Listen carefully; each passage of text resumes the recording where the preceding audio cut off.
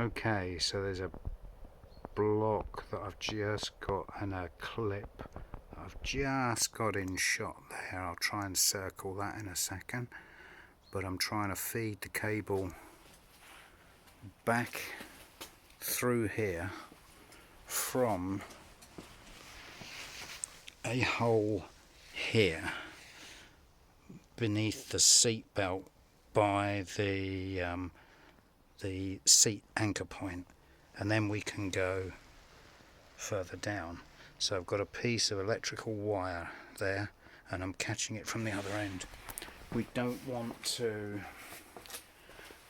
come straight from here straight down across there because the inertia reel's here, so that mounting point's there. I'm going to try and get the cable to come round and under, and that way then we'll miss the mechanism of the inertia reel. So using our trusty piece of electrical wire, the cable is now down here along and is coming out of that hole right by the seat anchor, right next to the seat anchor there. So we're not going to pull this too tight. We're going to try and get this to come round these clips so that we don't foul on the inertia reel over here. Right, so to get the seat bottom out, there's two clips. Take a brave pill, get something under there, give it a good yank, and that will then allow the base of the seat to come up. Obviously we've got some wires which we've got to be careful of.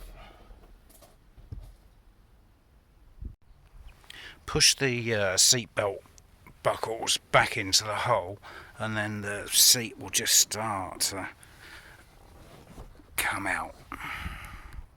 On the left we've got a multi-pin connector to take out, which is going to be for the seat belt sensing. And UK driver's side we've got another green multi-pin under here which needs to come undone. So here's our seat out. Now at the front it's these white pegs that go into these square holes that we was levering. So if you look, there's the bit of plastic. It's about 100mm, 10 centimeters further on from there, and the same at the other end about there. There's the white plastic plug, and then these we've got to push the seat back to unhook down from this and back that way. That's simply got that little round, that little bar on it there, little handle, and then that's all that's holding the seat in. These are the ISO fixes here, and when we put it back we've got to be careful that we don't forget to put those in. And we've got obviously also to put this plug back in, and then there's one little plug that I showed you over the other side. The seat back is simply got a pin that goes in there, and I'll show you that in a second, and a very large socket here, and we simply yank the back of the seat up, swivel it forwards and pull it so it comes out of there. It's easy to take this single seat back out, but not the double one, because we'd have to remove the anchor for the seat belt. So here is the seat back out of the car. This big pin here is the pivot pin, which so this is the center of the car, this is the bottom of the seat, top of the seat, offside passenger door. This pin just pushes back into the seat, and this round peg here on the seat back just gets yanked upwards, and it's just a clip fit. Incredibly simple, really.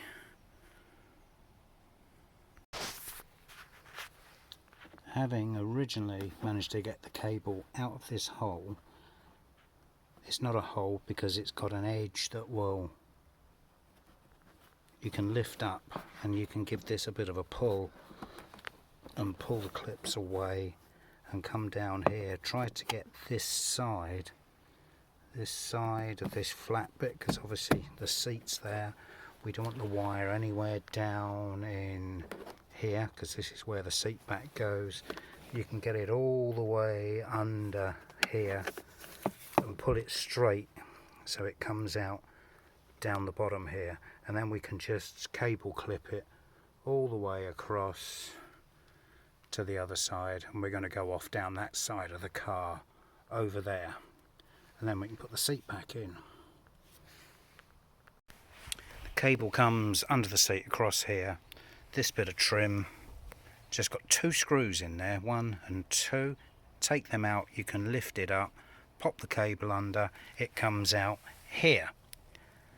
You just pull it straight and it will come out here, and then it's simply a case of just tuck it underneath this bit of trim all the way to the front.